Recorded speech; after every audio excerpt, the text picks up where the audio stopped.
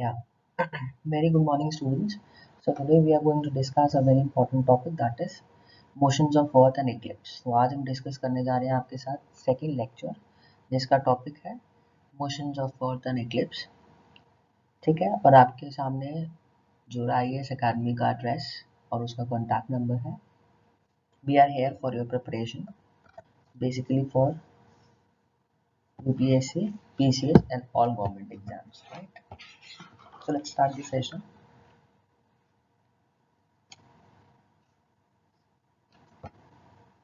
Okay, so these are the numbers you can contact on these.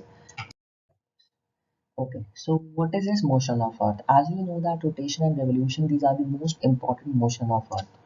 यानी rotation और revolution. Rotation का मतलब क्या है? जब अर्थ अपने एक्सिस पे, आपको पता है अर्थ टिल्टेड है अपने एक्सिस पे, ठीक है, जब अर्थ अपने एक्सिस पे एक राउंड कंप्लीट करती है उसको हम बोलते हैं रोटेशन, जो कि होता है 24 घंटे में यानी एक दिन में, जिससे बनते हैं हमारे डे और नाइट। ठीक है स्टूडेंट्स, और ये होता है रेवोल्यूशन। रेवोल्यूशन का मतलब क्या है? जब अर्थ यानी पृथ्वी हमारी सन के आसपास, जो ये आप ये सर्कल देख रहे हो, इस पूरे ऑर्बिट को कंप्लीट करती है, उसको हम बोलते हैं रेवोल्यूशन, जो कंप्लीट होता है 365 डेज में, जो बनाता है हमारा 1 ईयर। ठीक है, तो ये छोटा सा डिफरेंस है रोटेशन और रेवोल्यूशन, ये चीज़ आपको पता होनी चाहिए। It is very important as a basic concept. Okay, तो ये एक बार मैं दोबारा रिपीट कर देती हूँ। या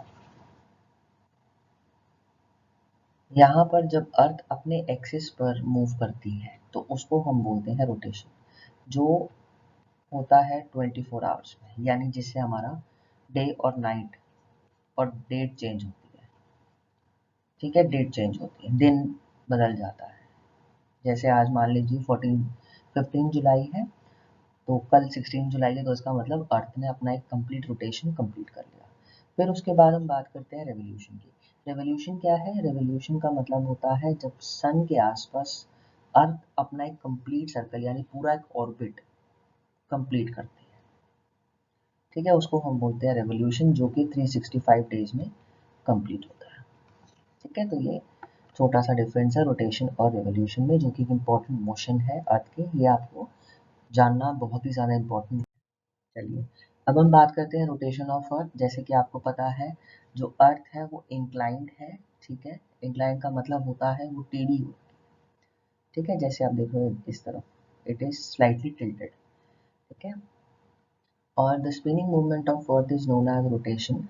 the earth rotates around its axis in west to east direction. यानी आपको पता है जो अर्थ है वो, उसकी जो रोटेशन की जो डायरेक्शन है वो है वेस्ट टू ईस्ट, यानी पश्चिम से पूर्व की ओर वो मूव करती है।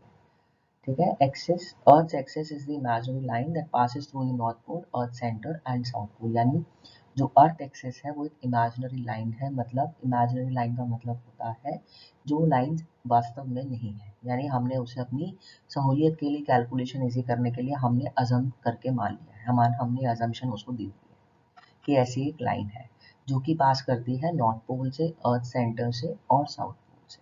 ठीक है, इट टेक्स अप्रोक्सीमेटली 24 आवर्स, यानी एक रोटेशन कंप्लीट करने में लगभग 24 घंटे लगते हैं। टोटल अगर एग्जैक्ट फिगर्स की बात करें तो ये 23 आवर्स 56 मिनट्स एंड 4 सेकेंड्स। ठीक है, और इसकी वजह से दिन और रात होता है रोटेशन की वजह से। ये क्वेश्चन प्रीलिम्स एग्जाम में आ चुका है। प्रीलिम्स एग्जाम में 2014 एग्जाम्स में, 2014 यानी 2014 में प्रीलिम्स के एग्जाम में ये क्वेश्चन पूछा गया है कि डे और नाइट किस वजह से होते हैं। ठीक है, तो इसलिए ये बेसिक कंसेप्ट जानना बहुत ही ज़्यादा इंपॉर्टेंट है। The circle that divides the day from the night on the globe is known as circle of illumination। जैसे आपके सामने है, मान लीजिए अर्थ का जो पोर्शन सन की तरफ है वहां पर होगा डे। ठीक है, और ये जो लाइन है इसको हम बोलते हैं, जो इन दोनों को अलग कर रही है डे और नाइट को, इसको हम बोलते हैं सर्कल ऑफ इल्यूमिनेशन। ठीक है, and earth rotates on its tilted axis. Earth rotational axis makes an angle of 23.5 degree with the normal, that is it makes an angle of 66.5 degree with the orbital plane of the earth, elliptical plane। ठीक है, अब आपके सामने देखिए ये हम इसकी बात कर रहे हैं, the plane of the earth surface, earth orbit, ये जो लाइन है this is the plane of earth orbit, और नॉर्थ पोल से जो एंगुलर डिस्टेंस मेजर हो रहा है दैट इज 66.5 डिग्री। ठीक है, और वर्टिकल लाइन से अगर मैं वर्टिकल लाइन की बात करूँ और नॉर्थ पोल की बात करूँ, यहाँ पर जो एंगल बन रहा है that is 23.5 degree. Next is shape of earth. ये इस चीज़ के बारे में डिस्कस हमने स्टूडेंट्स पहले भी किया था कि अर्थ की शेप कैसी है। Earth is not totally round, वो पूरी तरह से गोल नहीं है। जो शेप ऑफ द अर्थ है ये जोइड है। ठीक है, जोइड का मतलब क्या होता है, यानी कि वो इक्वेटर की साइड से बल्ज है। जैसे एग होता है ना, एग अंडा, ठीक है, अंडे को जैसे आप रखते हो तो आपने देखा होगा जो एग होता है वो साइड से उसका बल्ज निकला होता है। ठीक है, ऐसे ही हमारी अर्थ की शेप है। And the earth is slightly flattened at the poles and bulge as the equator, यानी कि वो अगर आप पोल्स पर देखोगे यहाँ पर तो पूरी फ्लैट है, बट जो इक्वेटर की साइड है यहाँ से उसका बल्ज निकला, बाहर निकली हुई। ठीक है, सो इसी वजह से रेडियस जो है इक्वेटर का वो बड़ा है। ठीक है, बल्ज होने की वजह से रेडियस जो है वो बड़ा होता है पोल से। And due to the long-term effect of Earth's rotation, the speed of rotation and hence the centrifugal force, it is greater at the equator than at the poles। यानी कि जो रोटेशन की स्पीड सबसे ज़्यादा देखी गई है इक्वेटर पे, भूमध्य रेखा पर, और इसी वजह से यहाँ पर सेंट्रीफ्यूगल फोर्स सबसे ज़्यादा होता है। जैसे जैसे हम पोल्स की तरफ चलते जाएंगे सेंट्रीफ्यूगल फोर्स कम होता चला जाएगा, पोल्स पे बिल्कुल नेग्लिजिबल होता है। और सबसे ज़्यादा सेंट्रीफ्यूगल फोर्स कहाँ होता है, वो होता है इक्वेटर पे। ग्रेविटेशनल फोर्स की बात करें, ये हर लैटिट्यूड पे different, it is not the same at different latitude, यानी कि डिफरेंट, हर ग्रेविटेशनल फोर्स की बात करें तो ये लैटिट्यूड के साथ चेंज होती रहती है। पोल्स पे अगर आप देखेंगे, पोल्स पे सबसे ज़्यादा यानी ध्रुवों पर सबसे ज़्यादा ग्रेविटेशनल फोर्स देखने को मिलेगा बजाय कि इक्वेटर पे। भूमध्य रेखा पर ग्रेविटेशनल फोर्स हमेशा कम देखने को मिलेगा। फिर हम बात करते हैं temperature. Temperature falls as we move from equator towards pole. आपको याद होगा हमने अपने लेक्चर 1 सीरीज में डिस्कस किया था लैटिट्यूड एंड लॉन्गिट्यूड। उसमें आपको मैंने बताया था जो इक्वेटर के आसपास के जो रीजन्स हैं यहाँ पर टेम्परेचर हमेशा ज़्यादा मिलेगा। रीज़न क्यों है, रीज़न क्या है, क्योंकि सन की जो रेज है यहाँ पर बिल्कुल डायरेक्टली यहाँ पर फॉल करती है, इस वजह से यहाँ का टेम्परेचर जाहिर सी बात है ज़्यादा होगा। और पोल्स की तरफ जाते जाते वो स्लांट डायरेक्शन में हो जाती है, उनको ज़्यादा डिस्टेंस कवर करना पड़ता है। कुछ जो लाइट का पोर्शन है रिफ्लेक्ट हो जाता है, डिफ्लेक्ट हो जाता है, तो वहाँ पर बहुत ही कम अमाउंट में सनलाइट पहुँचती है, इसलिए पोल्स पर टेम्परेचर हमेशा कम देखने को मिलेगा। ठीक है, तो आइए इसको हम डिटेल में पढ़ते हैं। Temperature falls at the surface of earth as one moves from equator towards pole. जैसे आपको बताया मैंने, हमारा जो टेम्परेचर है, तापमान है, वो ध्रुवों की तरफ घटता चला जाता है और भूमध्य रेखा पर सबसे ज़्यादा होता है। As we move from equator towards pole, temperature starts declining. And this is because of the spherical geoid shape of the earth and position of the sun related to the earth। यानी ये किसकी वजह से है, एक तो हमने पहले डिस्कस किया था कि जो अर्थ का जो बल्जिंग साइड है वो इक्वेटर पे ज़्यादा है, इक्वेटर पे बल्ब ज़्यादा निकला हुआ है, इस वजह से जोइड शेप की वजह से यहाँ पर टेम्परेचर डिफरेंसेस देखने को मिले हैं। फिर हम बात करते हैं energy. The energy received per unit area decreases from equator to poles as the equator receives direct sunlight and the sun rays become slant और oblique as we move pole. जैसे यहाँ पर आपको मैंने बताया सन की जो लाइट है डायरेक्टली फॉल कर रही है, आपके सामने आप देख सकते हो इसको, मैं देखो यहाँ पर सन की डायरेक्ट लाइट फॉल हो रही है। ठीक है, डायरेक्टली लाइट पड़ रही है, और कोई चीज़ अगर लंबा डिस्टेंस कवर करके जा रही है, वो स्लांट है, ओब्लिक है, लंबा डिस्टेंस उसको ट्रैवल करना पड़ रहा है, तो इस वजह से पोल्स पर टेम्परेचर जो है हमारा कम हो जाएगा। ठीक है, तो ये बात है जो हमने यहाँ पर पढ़ी है। और आपको ना क्या करना है, हमेशा ज्योग्राफी में, UPSC is all about not only geography, UPSC का सबसे बड़ा मूल मंत्र यही है कि कनेक्ट द पॉइंट्स, आपको कनेक्शन समझ में आना चाहिए। अगर जिसने मेरी सीरीज को ध्यान से पढ़ा होगा, कल मैंने लेक्चर 1 में आपको लैटिट्यूड और लॉन्गिट्यूड यानी जब हम अक्षांश और देशांतर के बारे में बता रहे थे, तो यही डायग्राम मैंने आपको पढ़ाया था। अगर जिन स्टूडेंट्स ने उसको ध्यान से सुना होगा, पढ़ा होगा, दिमाग में वो कंसेप्ट बिठाया होगा, तो उनको ये चीज़ अच्छे से याद आ गई होगी कि यस मैम ने वो चीज़, वो टॉपिक करवाया था।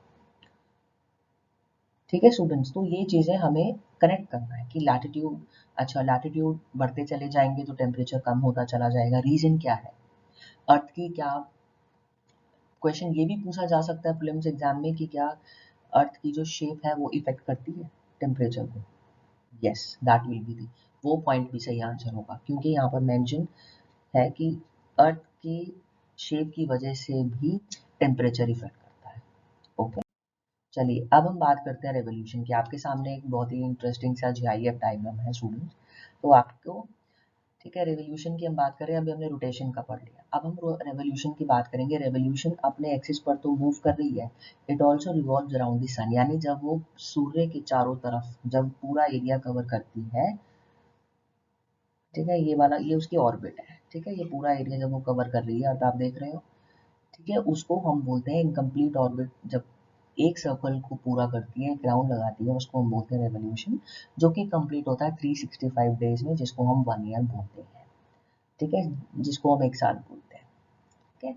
And the plane in which earth revolves around the sun it is known as orbital plane और इक्लिप्टिक, यानी कि जिस प्लेन में वो मूव कर रही है उसको हम ऑर्बिटल प्लेन और इक्लिप्टिक के नाम से जानते हैं, ठीक है।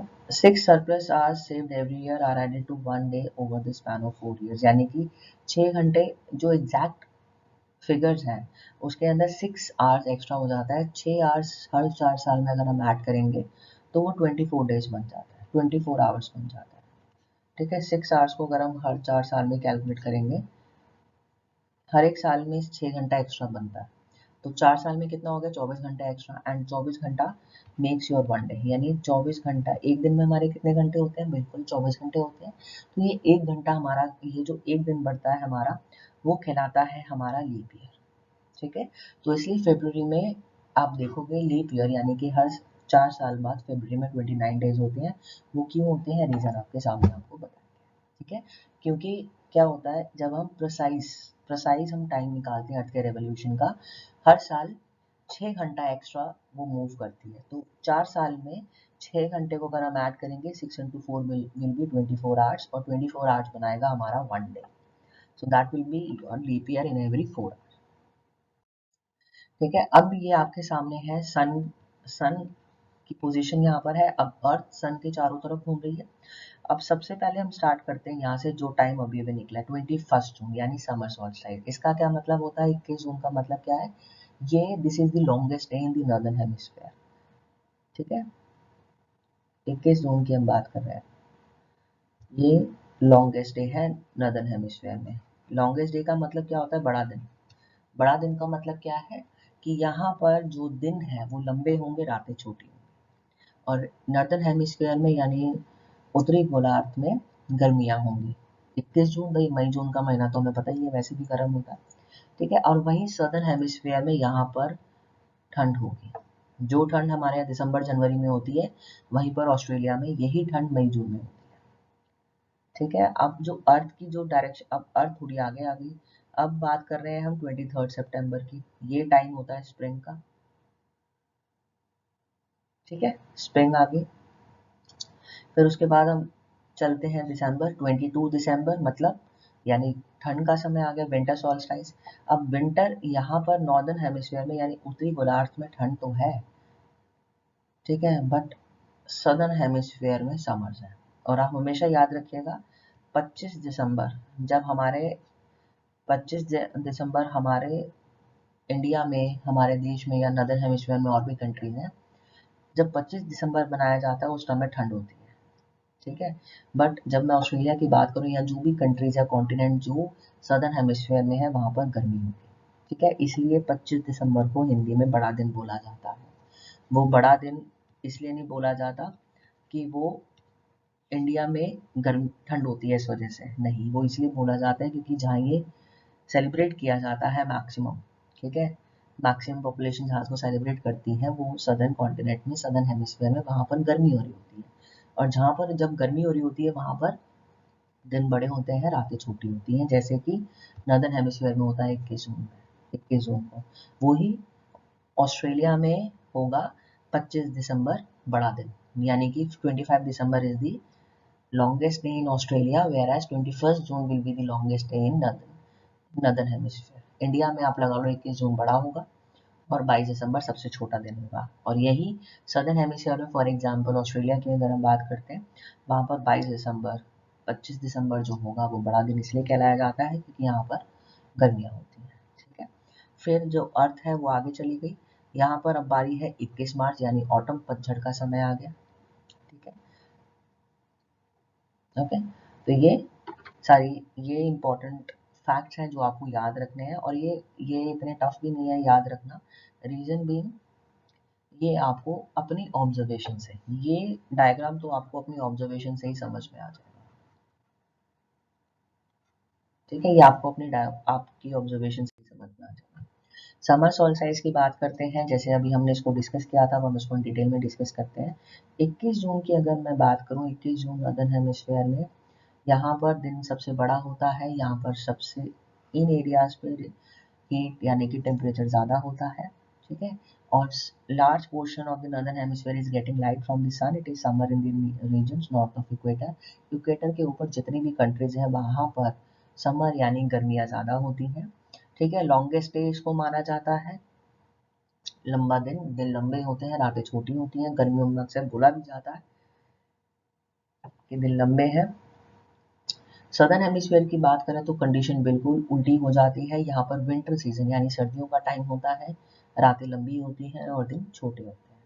ठीक है, और इस पोजीशन को बोलते हैं हम समर सोल्स्टिस, जो 21 जून को मनाई जाती है। ठीक है, और during this the whole of arctic region falls within the zone of illumination और लेनो। एल्यूमिनेशन का मतलब क्या है? आर्कटिक सर्कल वाला जो area above 66.5 degree Celsius, sorry 66.5 degree north और साउथ, नॉर्थ की बात कर रहे हैं हम, ऊपर इसके ऊपर जितनी भी कंट्रीज हैं वहाँ पर आपको कंटिन्यूस 6 मंथ्स आपको दिन दिखेगा। ठीक है, 20। और विंटर सोल्स्टिस में जब सन नीचे आ जाता है तो कंटिन्यूस नॉर्वे में, रशिया में अगर आप सुबह के 6 भी बजे अगर आप 6 भी बजे उठकर देखोगे तो वहाँ पर रात हो रही होगी। 6 महीने दिन, 6 महीने रात। ठीक है, विंटर सोल्स्टिस की बात करें, इट इज कम्प्लीटली उल्टी। ठीक है, ये जो समर सोल्स्टिस में हमने पढ़ा है इसका बिल्कुल उल्टा है। 22 December the Tropic of Cancer receives direct rays of sun, यानी इस दिन 22 दिसंबर को ट्रॉपिक ऑफ कैंसर को डायरेक्ट सन रेज देखने को मिलती है। ठीक है, यहाँ पर सन की रेज डायरेक्ट है, तो इसका मतलब क्या है कि यहाँ पर ऑस्ट्रेलिया में समर होगी। ठीक है, तो यहाँ पर longest night and shortest day all across the northern hemisphere, यानी इंडिया में क्या होगा, ठंड होगी, जबकि ऑस्ट्रेलिया में गर्मी होगी। ठीक है, मिडनाइट सन की बात करें, because of the axial tilt of earth the sun does not set at high latitudes in local summer. भाई सन हाई लैटिट्यूड्स तक जाकर नहीं, मतलब उसका जो होराइजन है वो इतना ऊपर तक नहीं पहुंच पाता। ठीक है, तो number of days per year with potential midnight sun increases as one goes closer towards the poles. तो जैसे जैसे हम पोल्स की तरफ चलते चले जाएंगे, मिडनाइट सन के जो पोटेंशियल है वो भी बढ़ता चला जाएगा। तो ये The sun remains continuously visible for one day during summer solstice 21st June and 22nd June in southern hemisphere। यानी एक दिन ऐसा होता है जब जब सन जो होगा कॉन्टिन्यूसली विजिबल होगा पूरा एक दिन के लिए। समर सॉल्स्टिस यानी 21 जून नॉर्दर्न हेमिस्फीयर में और 22 दिसंबर सदर्न हेमिस्फीयर में। And for several weeks only 100 kilometre closer to the pole and 6 months at the pole, यानी पोल्स पर जितनी भी कंट्रीज हैं, जैसे फॉर एग्जांपल नॉर्वे,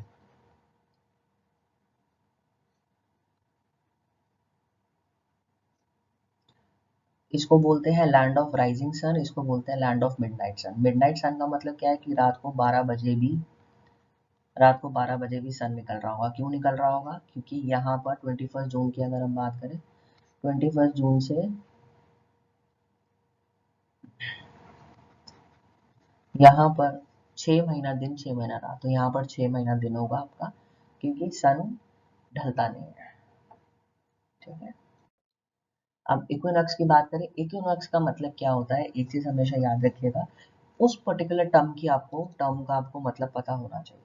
इक्विनॉक्स का मतलब क्या है कि equal, here your days and nights are equal, यानी 12 घंटे का दिन होगा, 12 घंटे की रातें होंगी। ठीक है, 21 मार्च और 23 सितंबर को डायरेक्ट सनरेज फॉल करती है इक्वेटर पे at this position neither of the poles are tilted towards sun, यानी इन दोनों पोजिशंस पर पोल्स टिल्ट नहीं होती सन की तरफ.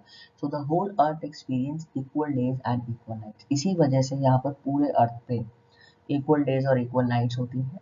23 सितंबर की बात करें, इसको ऑटम सीजन के रूप में बनाया जाता है नॉर्दर्न हेमिस्फीयर में, और स्प्रिंग सीजन बनाया जाता है सदर्न हेमिस्फीयर में. और 21 मार्च को ठीक उल्टा होता है, स्प्रिंग होता है नॉर्दर्न हेमिस्फीयर में और ऑटम होता है सदर्न हेमिस्फीयर में.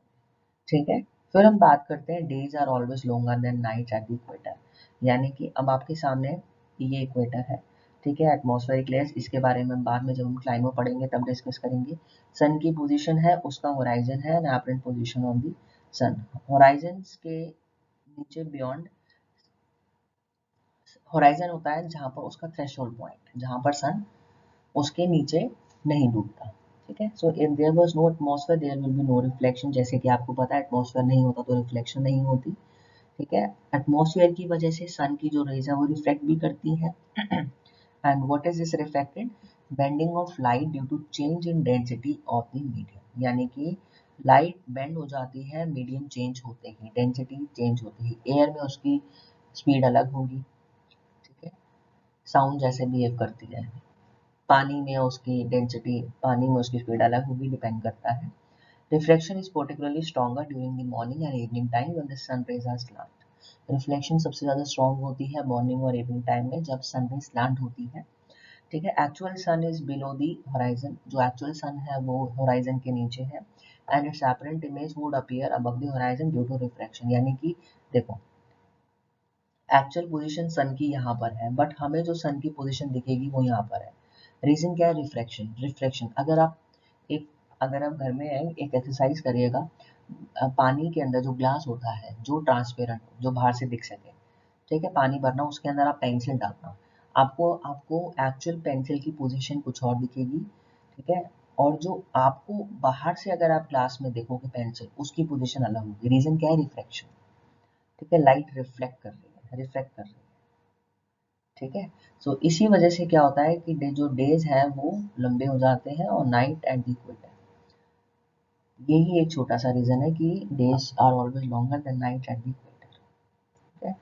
दिन लंबे होंगे और रातें छोटी होंगी क्योंकि पोजीशन जो सन की है वो हमें सामने दिखेगी. पेरिलियन और अपेलियन बहुत ही सिंपल सा कंसेप्ट है. पेरिलियन की बात करें, इसको कैसे याद किया जाता है? देखो, पेरिलियन का मतलब पी से, पेरिलियन एंड पी से मतलब पास, यानी कि जो चीज हमारे पास है. जब सन और अर्थ की पोजीशन पास में होती है तो उसको हम बोलते हैं पेरिलियन. ठीक है. ये 147.1 मिलियन किलोमीटर दूर. ठीक है. अपेलियन का मतलब जब सन और अर्थ के बीच में ज्यादा डिफरेंस है, यानी अपेलियन. अपेलियन को याद रखिएगा, ए से अपेलियन, ए से अवे, यानी कि दूर है. ठीक है. और ये कब मनाया जाता है? 5th ऑफ जुलाई को अपेलियन होता है और 5th ऑफ जनवरी को पेरिलियन होता है. ठीक है. दोनों के बीच में कितना, अपेलियन पोजीशन की बात करें तो अर्थ की जो पोजीशन है वो दोनों के बीच में 152.1 मिलियन किलोमीटर्स अवे.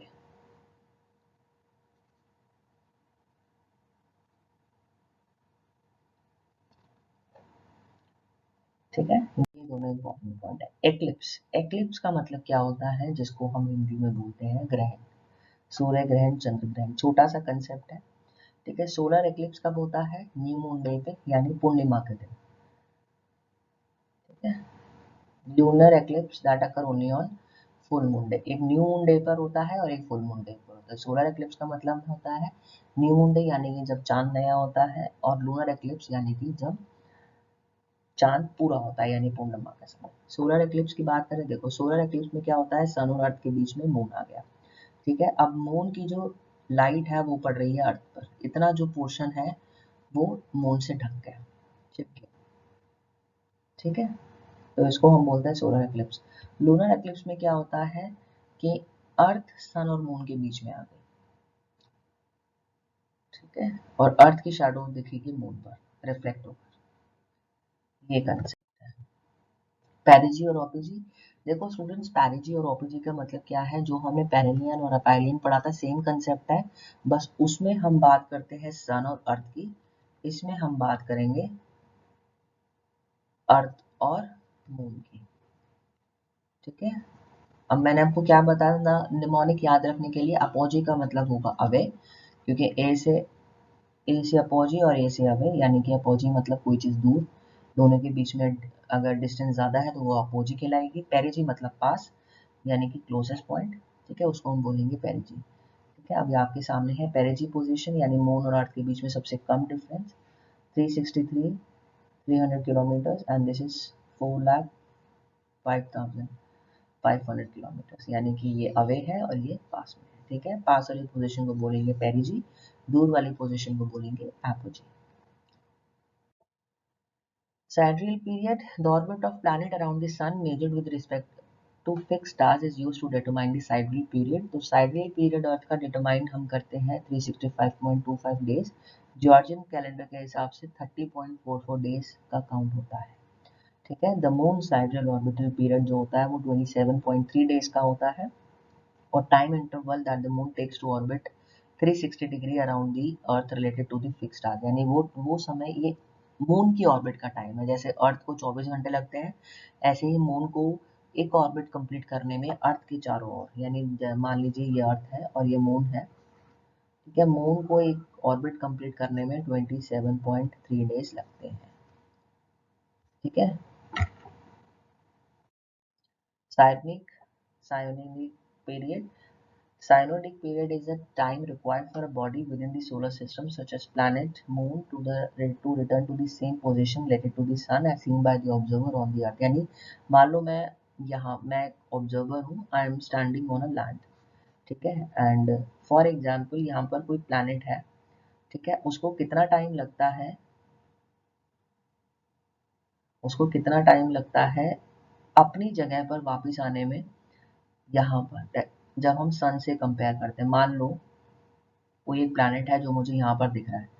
ठीक है, अब उसको कितना टाइम लगता है कि मैं उसको सेम पोजीशन पर देखूं, वो अपनी सेम पोजीशन पर कब आएगा। ठीक है,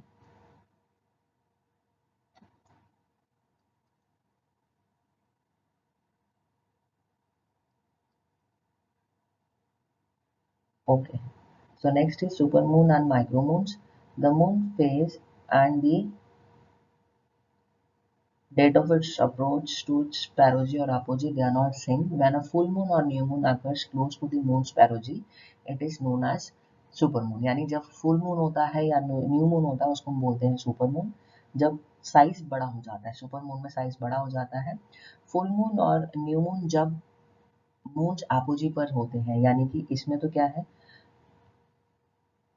मून और अर्थ के बीच में डिफरेंस कम है, यानी पैरोजी मतलब पास में है। जाहिर सी बात है, कोई चीज़ पास में होगी तो वो बड़ी दिखेगी, इसलिए वो सुपर मून कहलाएगा। अगर कोई चीज़ दूर है, जब मून और अर्थ के बीच में डिफरेंस ज़्यादा हो गया, वो एपोजी हो गया, तो यानी कि यहाँ पर वो दूर है।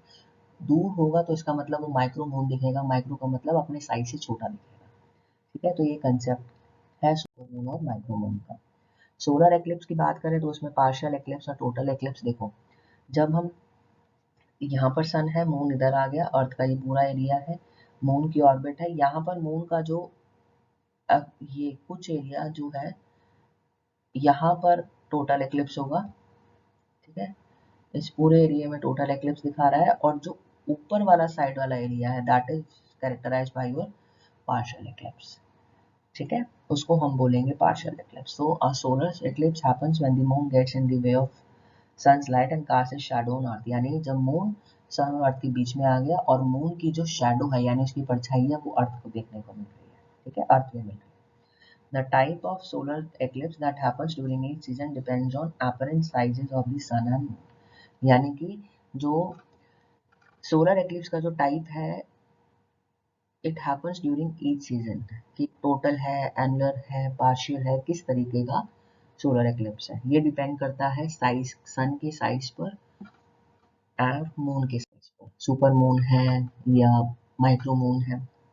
टोटल सोलर एक्लिप्स की बात करें, उम्रा की बात करें, टोटल एक्लिप्स कब होता है, जब सन मून सेम लाइन में होते हैं अर्थ के साथ, और मून कम्प्लीटली ऑब्सक्योर्स द सन, यानी बिल्कुल वो मून कम्प्लीटली ऑब्सक्योर्स द सन, यानी बिल्कुल सन के सामने आ जाता है। जब टोटल सोलर एक्लिप्स होता है, सन का जो कोरोना होता है it is visible to the naked eye as a bright ring around the obscured sun. ठीक है, यानी जैसे आपके सामने एक इमेज है, आपको दिख रहा है कि सामने जो ब्राइटनेस है वो आ गई, बीच में मून आ गया। ठीक है, और ये सोलर एक्लिप्स कब होता है? हर एक साल बाद होता है। Can say about every year and half somewhere on the earth. Moon की शैडो जो है वो अर्थ पर पड़ती है, ये ज़्यादा बड़ी नहीं होती है, कुछ प्लेसेस पर ये देखी जाती है। उम्रा is a region of the shadow of moon in which all light from the sun is completely excluded, यानी उम्रा वो डार्क रीजन होता है, this is the dark region, जहाँ पर लाइट जो है सन की वो completely ब्लॉक्ड हो जाती है। ठीक है, and thus in an eclipse of the sun the regions within the umbra experience the total solar eclipse, यानी कि जहाँ पर उम्रा यानी जहाँ पर सनलाइट बिल्कुल ब्लॉक हो गई मून के आने की वजह से, उस एरिया को हम बोलते हैं उम्रा। ठीक है, एनुअल सोलर एक्लिप्स की बात करते हैं जब sun moon exactly same line में होता है, बट यहाँ पर मून का जो साइज है वो स्मॉल है। स्मॉल है इसका मतलब क्या हो गया कि अगर किसी चीज का साइज हमें स्मॉल दिख रहा है, इसका मतलब उसका डिस्टेंस दूर हो गया। ठीक है, और इस वजह से sun appears as a very bright ring surrounding the dark disc of the moon. कि यहाँ पर उसकी जो इमेज है आप देख रहे हो, यहाँ पर वो एक ब्राइटनेस, उसका एक ब्राइटनेस का जो कलर है दैट इज वेरी डिफरेंट, और यहाँ पर it is surrounding the dark disc. यहाँ पर मून घेरा और उसके सामने देखो इट इज लाइक ब्राइट नहीं हुआ, और पिछले वाले डायग्राम में क्या था, डार्क था। Partial solar eclipse यानी penumbra. Partial eclipse occurs when sun and moon they are not exactly in the same line within the earth and the moon only partial obscures the sun, यानी इसके अंदर sun moon और अर्थ दोनों एक symmetrical line में नहीं होते हैं, मून जो है पार्शियली सन को ब्लॉक कर रहा है। ठीक है, और ये फिनोमेना कहाँ पर दिखता है? ये लार्ज पार्ट में दिखता है, जहाँ पर जिस एरिया में टोटल एक्लिप्स हो रहा है उस एरिया को छोड़कर वहां पर सारे एरिया में पेनुम्ब्रा देखने को मिलेगा। Some eclipse can also be seen as a partial eclipse because umbra passes above the Earth's polar region and never intersects the Earth's surface. A partial solar eclipse happens at least twice a year somewhere on Earth. यानी कि जो penumbra है, partial solar eclipse है, वो साल में 2 बार देखने को मिल सकता है, जबकि जो उम्रा है यानी टोटल एक्लिप्स वो 1.5 साल में 1 बार। ठीक है, अब आपके सामने है पेनम्ब्रा मतलब जहाँ पर पार्शियल ब्लॉकिंग हुई है, और उम्रा मतलब जहाँ पर कंप्लीट डार्कनेस है। ठीक है, उसको हम बोलते हैं उम्रा। So penumbra is a region of the shadow of moon outside the umbra where the light from the sun is partially blocked. Thus, in the eclipse of the sun, the regions within the penumbra experience partial solar eclipse. Lunar eclipse की बात करें तो यानी चंद्र ग्रहण जब होता है तो सन और मून के बीच में अर्थ आ गई। So that means during the night a full moon fades away as earth shadow covers it up, यानी कि रात के समय फुल मून फेड्स हो गया क्योंकि अर्थ ने पूरा उसको ओवरशैडो कर लिया। ठीक है, अगर if the moon passes through the lighter part of the earth shadow a partial eclipse, यानी कि जब मून जो है उसके लाइटर पार्ट पे आता है तो वहां पर यानी लाइट कम है तो उसको हम बोलते हैं पार्शियल एक्लिप्स, यानी और जब मून बिल्कुल डार्क पोर्शन में आ जाता है यानी बिल्कुल अर्थ मून को कवर कर लेती है, उसको हम बोलते हैं इम्ब्रोल एक्लिप्स यानी कि टोटल एक्लिप्स, जैसे हमने सोलर एक्लिप्स में पढ़ा था। Blood moon, students blood moon का जो कंसेप्ट है इट इज़ वेरी इंपॉर्टेंट, ये करंट अफेयर्स में भी था, न्यूज़ में काफ़ी चला था। टोटल लूनर एक्लिप्स के टाइम पर a little bit of light from earth sunrises and sunset on the disc of planet falls on the surface of moon. अब आपके सामने ही है। ठीक है, सन और मून के बीच में अर्थ आ गई। मून जो है वो रेडिश कलर का दिख रहा है because it absorbs the other colours while it reflects some sunlight towards the moon, यानी कि मून रेड कलर का क्यों दिख रहा है? क्योंकि जो अर्थ का एटमॉस्फेयर है उसने सारे कलर्स को एब्जॉर्ब कर लिया और बट उसने it bends reflection some sunlight towards the moon, यानी कुछ रिफ्लेक्शन का कुछ पार्ट उसने मून को रिफ्लेक्ट कर दिया।